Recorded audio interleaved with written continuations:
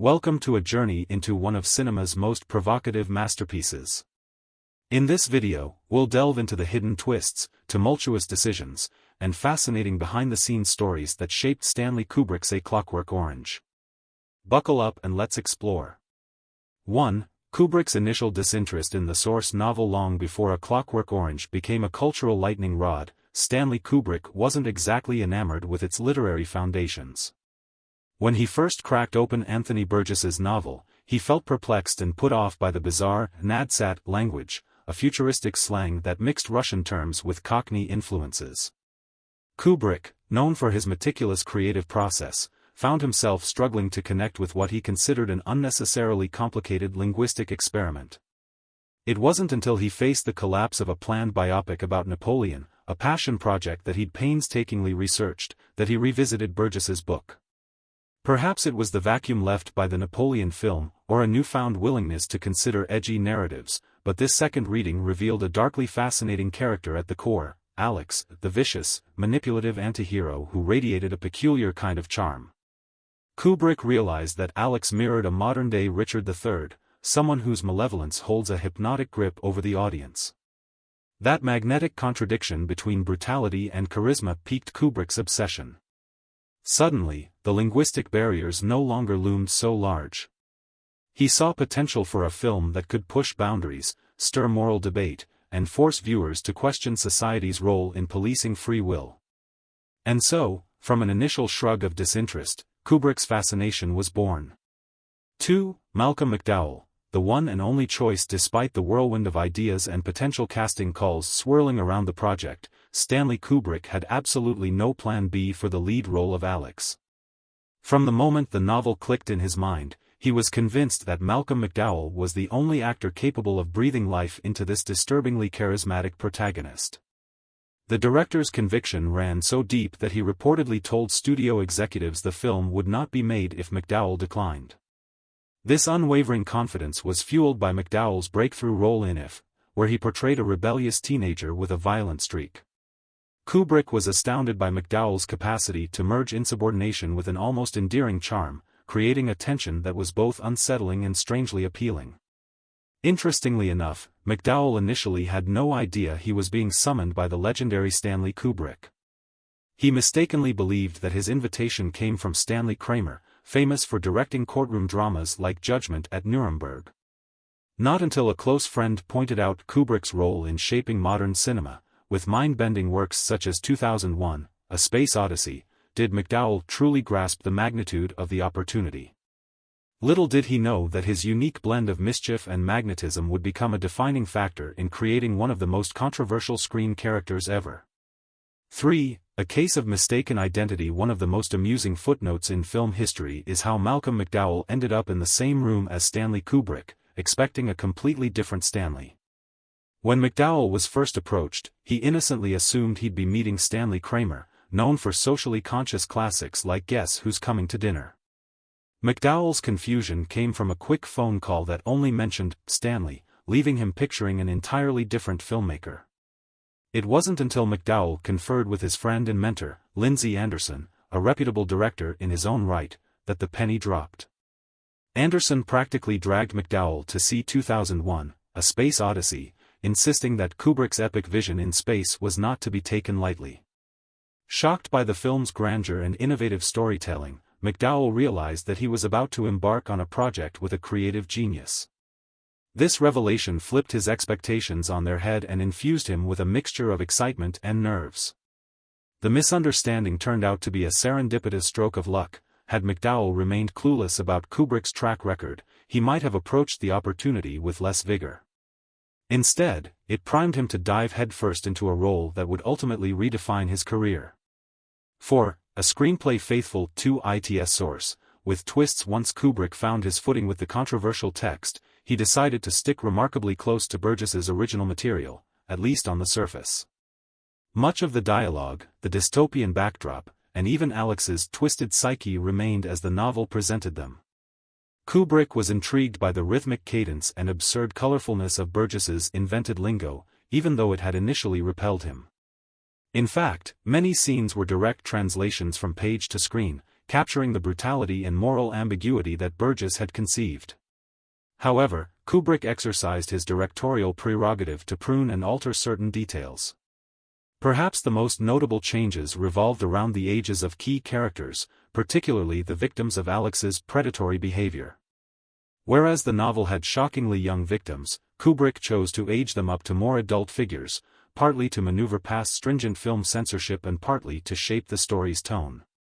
Additionally, in the source material, a critical event leads to Georgie's death during a botched burglary, but Kubrick opted to omit that, shifting the emotional weight around Alex's crimes. These alterations, while seemingly small, significantly impacted the film's narrative flow, intensifying the focus on Alex's perspective and tightening the cinematic tension surrounding his descent into orchestrated violence. Event leads to Georgie's death during a botched burglary, but Kubrick opted to omit that, shifting the emotional weight around Alex's crimes. These alterations, while seemingly small, significantly impacted the film's narrative flow, intensifying the focus on Alex's perspective and tightening the cinematic tension surrounding his descent into orchestrated violence. 5. Dueling endings. The UK versus US version. The novel A Clockwork Orange itself is infamous for having two endings depending on which side of the Atlantic you read it. In the original British edition, there is a 21st chapter that offers a glimmer of redemption for Alex. He begins to tire of his violent impulses as he matures, pondering the possibility of seeking a steady job, forging a more conventional life, and even starting a family. It's a moment that suggests the cyclical nature of generational turmoil. Alex fears his future children might follow in his bloody footsteps but also nurtures hope for a different path. On the other hand, the American version, which Kubrick also embraced for his film adaptation, omits that final chapter entirely. The story thus ends on a dark note, with Alex triumphantly declaring he's been cured, yet the viewer is left with the unsettling notion that his sociopathic tendencies persist beneath the surface. Kubrick believed this open-ended, more sinister finish packed a stronger punch, highlighting the film's recurring themes, the fragility of free will and the ambiguity of true reform. For many, this omission underscored the film's moral complexities, forcing audiences to wrestle with the uncomfortable possibility that Alex's violent nature might be an indelible part of who he is. 6. The understated ominous reference to 666. Beyond the overt imagery of violence and psychological manipulation, Kubrick inserted a subtle but chilling biblical allusion into the film's fabric. In the narrative, Alex eventually finds himself on the wrong side of the law, only to be escorted by two former cronies, Georgie and Dim, who have ironically become police officers. Their uniform numbers, 665 and 667, form a creepy numerical embrace around what Kubrick implies is the unseen 666. This underlines Alex as the figurative embodiment of the beast, referencing the biblical mark of the beast. While the film never explicitly calls attention to this numerical wink, it fits neatly into Kubrick's penchant for including layered details that reward sharp-eyed viewers. This tiny Easter egg amplifies the undercurrent of moral corruption that pulses throughout the story. Whether you view Alex as a cautionary tale of unbridled youth or a monstrous figure of pure evil, that shadow of 666 hovering around him is hard to ignore once you're aware of it. In a movie filled with overt shocks, be it the stylized violence, jarring music choices, or disturbing psychological themes, a quiet, almost subliminal nudge like this can pack an outsized punch, leaving audiences unsettled and intrigued. 7. Determined to prove he could spend less. Having wowed the world with the lavish production that was 2001, A Space Odyssey, Stanley Kubrick wanted his next project to demonstrate a different side of his artistry, cost efficiency. Where 2001 soared in space with colossal sets and pioneering special effects, A Clockwork Orange was to be grounded on Earth, filmed predominantly on real-world locations around London. Kubrick aimed to show critics and financiers alike that a film could still be masterfully crafted without ballooning budgets. Most of the movie's iconic scenes, the gritty urban landscapes, the menacing underpasses, and even Alex's living quarters, were shot in existing, slightly futuristic or brutalist architecture, lending a rough-edged authenticity to the film's dystopian atmosphere. Only 3 set pieces were built from scratch, and even these were assembled in a disused factory near Boreham Wood, conveniently located near Kubrick's own residence. This proximity allowed him to micromanage every detail without the logistical headaches of maintaining a major studio lot. Though smaller in scale, these sets, like the Korova milk bar's unsettling sculptures, captured the nightmarish blend of domesticity and depravity that the film required. By employing these resourceful tactics, Kubrick delivered a final product that felt disturbingly real, underscoring his ability to make a grand cinematic statement on a more modest budget. 8. The origin of Alex's bizarre costume. Few cinematic outfits are as instantly recognizable as Alex's stark white attire, complete with combat boots and a conspicuously placed protective cup worn on the outside. It's an ensemble that radiates unsettling absurdity, merging a sense of bizarre playfulness with overt menace. Interestingly, this distinctive getup wasn't the product of a costume designer's laborious brainstorming, but rather a moment of happenstance. Malcolm McDowell arrived for a fitting, bringing along his personal cricket gear, including a jockstrap. Kubrick, ever the opportunist, noticed how odd and slightly threatening the protective cup looked when worn externally. He decided to run with it. The decision was a stroke of genius, amplifying Alex's image as a twisted embodiment of youth and aggression. Paired with the bowler hat and single false eyelash, this stark ensemble became a form of thematic shorthand, suggesting that the film's brand of violence was both whimsical and deeply disturbing. The costume's incongruity served as a symbolic exclamation point, drawing the audience's attention to Alex's unhinged moral compass. Whether he's prowling the neon-lit streets or strutting through the infamous Korova milk bar, Alex's outfit leaves an unforgettable impression of a character perched at the crossroads of adolescent mischief and downright malevolence. 9. Singing in the Rain, and Improvised twist. One of the most chilling scenes in A Clockwork Orange features Alex leading a sadistic home invasion, all set against an unforgettably upbeat tune. Strangely enough, this marriage of joyous melody and brutal violence wasn't in any script draft. During rehearsals, Kubrick felt that the assault sequence lacked a certain spark, a dark spontaneity that would truly unsettle viewers. Desperate for fresh ideas, he asked Malcolm McDowell to ad-lib something on the spot. McDowell, thinking on his feet, started humming and then burst into a rendition of Singing in the Rain, tapping into its connotations of joyous abandon. Kubrick immediately seized on the jarring contrast between the cheerful old Hollywood classic and the cruelty unfolding on screen. Legend has it that Kubrick halted filming, stepped out, and swiftly acquired the rights to the song so that they could continue without legal hurdles.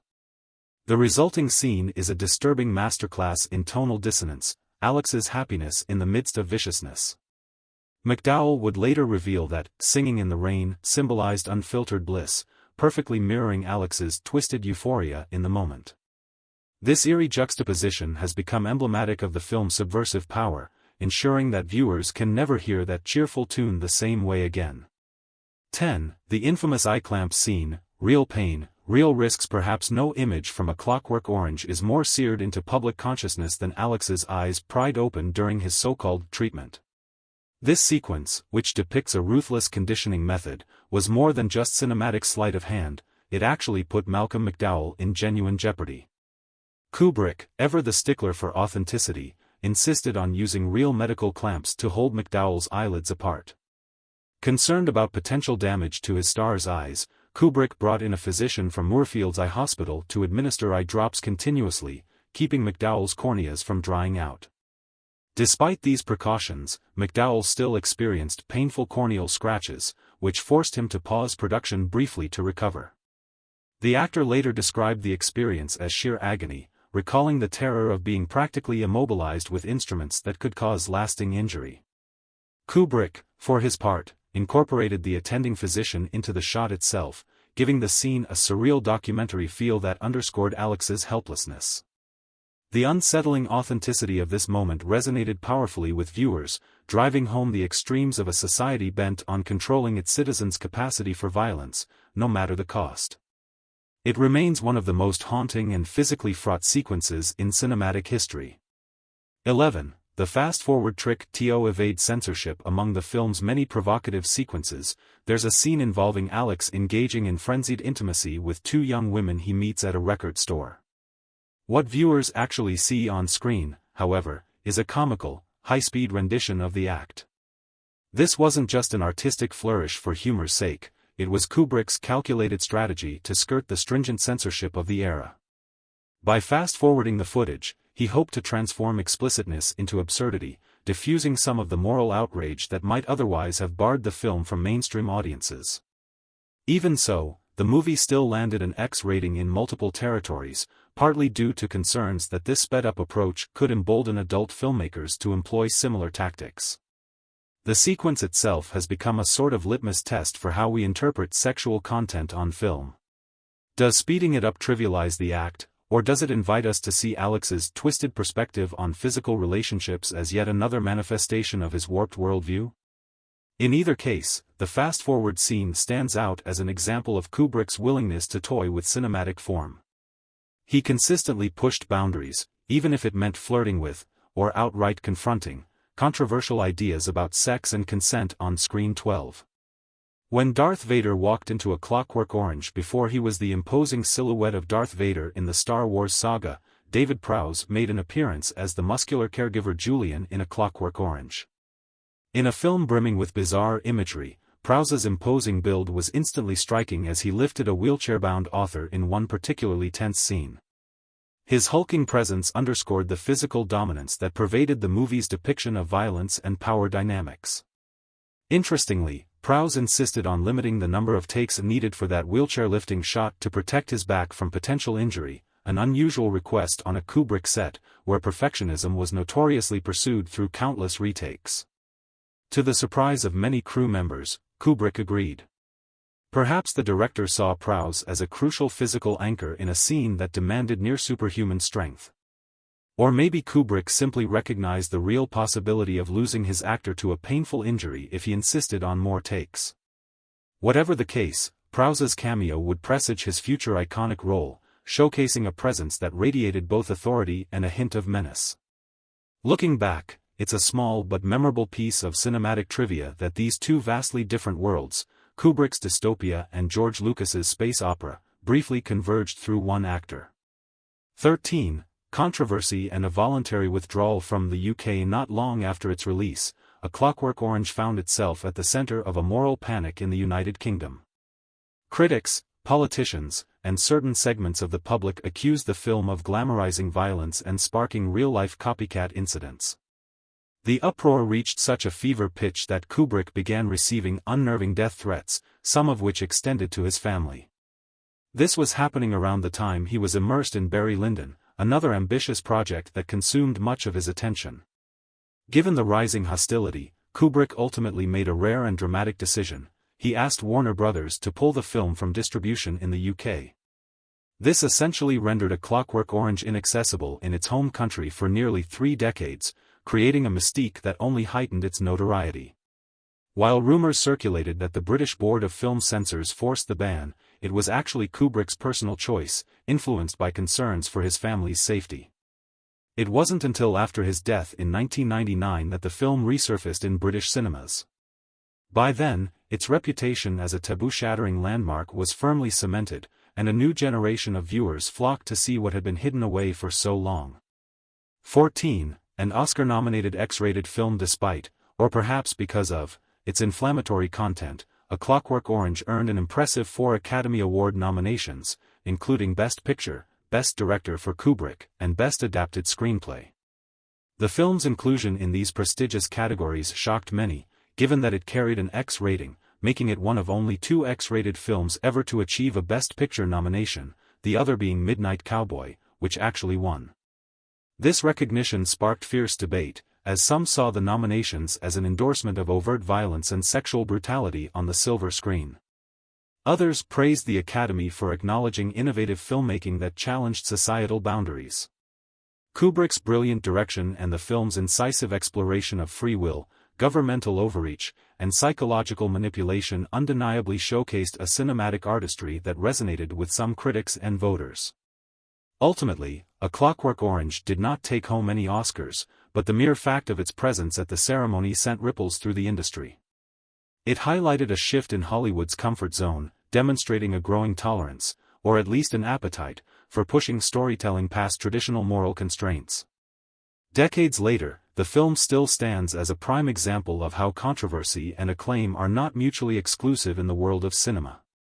15. Pioneering the use of Dolby noise reduction. While A Clockwork Orange is largely remembered for its stark visuals and provocative narrative, it also broke new ground in the realm of audio technology.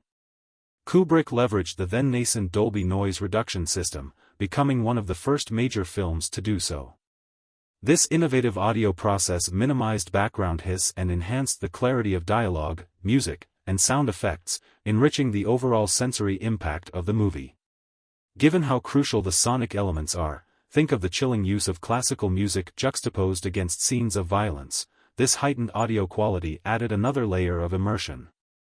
Kubrick's penchant for perfection also saw the adoption of radio microphones for on-set dialogue capture, reducing the need for extensive post-production dubbing. By capturing the actors' vocal nuances in real time, he preserved the emotional immediacy of their performances. The creative possibilities offered by these technological leaps were not lost on filmmakers who followed. Soon, Dolby would become an industry standard, reshaping the theatrical experience for audiences worldwide. In A Clockwork Orange, these audio breakthroughs serve to amplify the film's unnerving ambience, reinforcing its status as a piece of cinema that was uncompromising not just in content, but also in technical innovation. 16. Cracking the code. The CRM-114 motif. Stanley Kubrick was a master of inserting tiny nods and winks across his filmography, forging threads that only the keenest fans might pick up on. One such recurring element is the code CRM-114, which first appeared in Dr. Strangelove as a fictional piece of military equipment. In A Clockwork Orange, this code resurfaces as Serum 114, the name of the drug used in Alex's nightmarish aversion therapy. The presence of CRM-114 often symbolizes the intersection of technology, authority, and existential threats, a theme lurking beneath the surface of many Kubrick films. It's a puzzle piece that connects his cinematic universes, albeit subtly. Fans have long speculated that Kubrick inserted it as a private signature, or possibly to provoke speculation about deeper conspiracies threaded through his works. Regardless of the motivation, it forms a fun Easter egg that crosses boundaries between fictional narratives. The motif has even appeared in non-Kubrick films such as Back to the Future and Men in Black 3, cementing its place as a sort of cinematic inside joke. Whether you interpret it as a playful cameo or a philosophical marker of doom, its cameo in A Clockwork Orange reminds us just how thoroughly Kubrick wove hidden messages into every facet of his storytelling. 17. Ennio Morricone's regretted ENNIO. In a fascinating twist of film history, legendary composer Ennio Morricone almost lent his musical genius to A Clockwork Orange. Known for crafting iconic scores in westerns like The Good, the Bad and the Ugly, Morricone was initially approached by Kubrick to collaborate on the project. At the time, however, Morricone cited a commitment to another film, Duck, You Sucker, leading him to politely decline. Only later did he admit that his schedule might not have been as restrictive as he made it out to be. In retrospective interviews, Morricone expressed deep regret for missing the chance to work with Kubrick, whom he came to regard as one of the most visionary directors of the 20th century. The partnership could have produced a mesmerizing blend of Morricone's evocative, haunting orchestration and Kubrick's unflinching cinematic style. Instead, A Clockwork Orange famously utilized a striking mix of classical compositions and electronic reinterpretations, which lent an otherworldly edge to the film's most violent and surreal moments. While we'll never know how Morricone's signature style might have transformed the soundtrack, his near involvement adds another layer of intrigue to the film's already storied production. It remains a tantalizing what-if in cinema history. 18. Frank Sinatra's missed opportunity. Long before Stanley Kubrick took the reins, there was another surprising name floated for A Clockwork Orange, none other than Frank Sinatra. At one point, Sinatra's production associate Brad Dexter toyed with the idea of adapting the novel as a vehicle for the legendary crooner. However, Sinatra, despite his iconic status, balked at the bewildering Nadsat language and the novel's stark portrayal of violence. He deemed it too offbeat and controversial to translate successfully onto the big screen. While it may seem incongruous to imagine Blue Eyes sliding into Alex's menacing shoes, Sinatra's star power could have certainly drawn attention. Yet, one has to wonder how radically different the tone and execution of the film might have been under Sinatra's influence. Would it have embraced the biting satire of the source material, or toned down its savage edges for mainstream appeal? One thing is certain, Sinatra's departure from the project opened the door for Stanley Kubrick and Malcolm McDowell to usher in the gritty, fearless adaptation that we know today. In the end, the synergy between Kubrick's direction and McDowell's explosive performance forged a singular cinematic achievement, one that likely wouldn't have soared in the same way under Sinatra's spotlight. 19. Alex DELARGE, a name born on set in Anthony Burgess's novel. Alex never receives a last name. He's simply Alex, a teenage ringleader of ultraviolence who narrates his own story in a twisted dialect. During filming, Malcolm McDowell felt that this ambiguous naming might benefit from a tweak, a moniker that would reflect the character's towering ego. He landed on Alex DELARGE, drawing from a specific line in the book where Alex refers to himself as Alexander the Large. The name was more than a mere label, it encapsulated Alex's megalomaniacal drive and sense of grandeur. For McDowell, adopting this surname gave him an extra layer of psychological ammunition to portray a character who sees himself as a kind of monstrous king presiding over a domain of chaos. Kubrick, who was known to encourage actors to contribute their own interpretive flourishes, approved the idea without hesitation. This melding of actor insight and narrative detail is emblematic of how A Clockwork Orange achieved its unnerving sense of realism. Every choice, whether a line of dialogue, a piece of costuming, or even a character's self-appointed name, served the singular goal of immersing the audience in Alex's warped worldview. In doing so, DELARGE became a name that looms large in the annals of cinematic villainy. 20. The lasting legacy of A Clockwork Orange. From censorship battles and death threats to iconic costumes and improvised song and dance sequences, A Clockwork Orange has carved an indelible mark on film history. Its themes, free will versus state control, the allure of violence, and the perilous line between punishment and rehabilitation, remain as relevant now as they were when Kubrick first dared audiences to confront them.